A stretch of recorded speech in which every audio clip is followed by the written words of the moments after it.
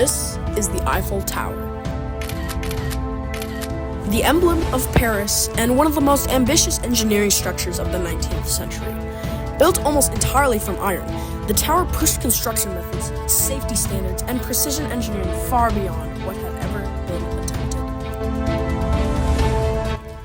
attempted. Before a single piece of iron reached Paris, the Eiffel Tower was already being built on paper.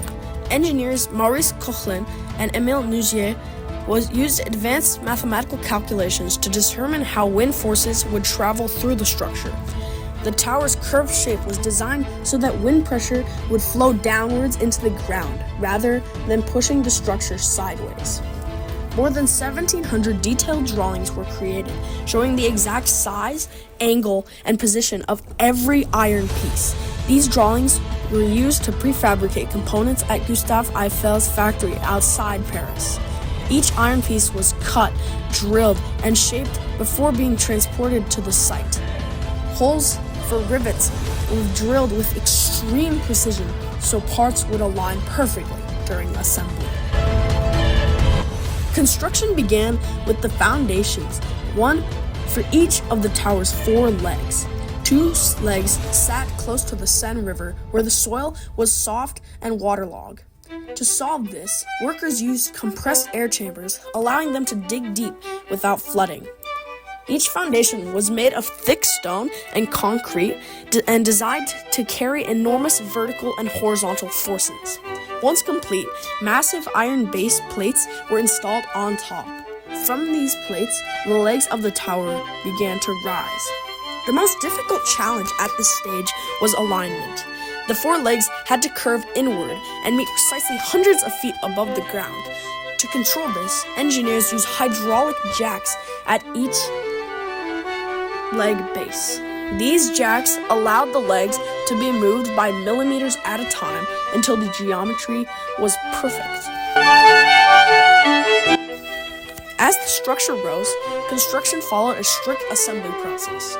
Iron pieces were lifted into place using cranes that climbed the tower as it grew.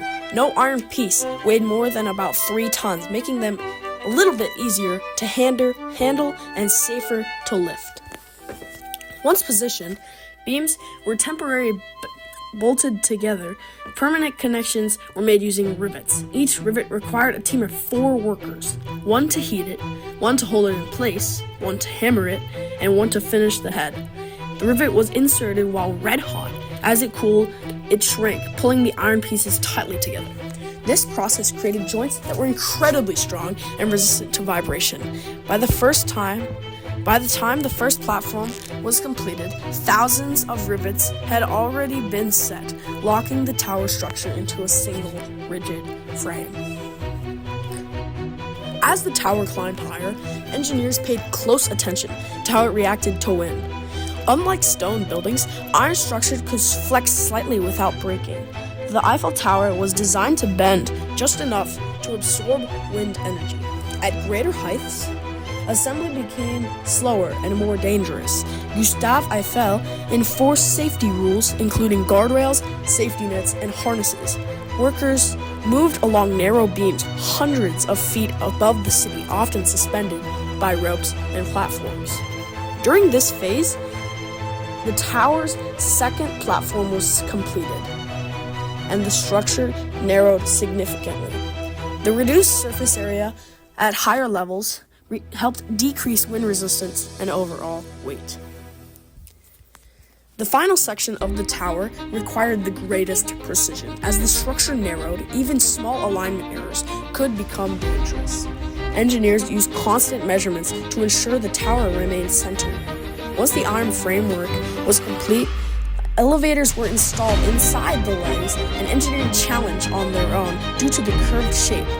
The entire tower was then painted to protect it from rust. Multiple layers of paint were applied by hand using brushes. In March of 1889, the Eiffel Tower was complete. Built in just over 2 years, it stood as the tallest man-made structure in the world. Assembled from more than 18,000 iron pieces and over 2 million rivets. What made the Eiffel Tower remarkable was not just its height, but the way it was built. Through precision, planning, and trust in engineering principles, a structure once thought impossible became one of the most enduring landmarks in the world.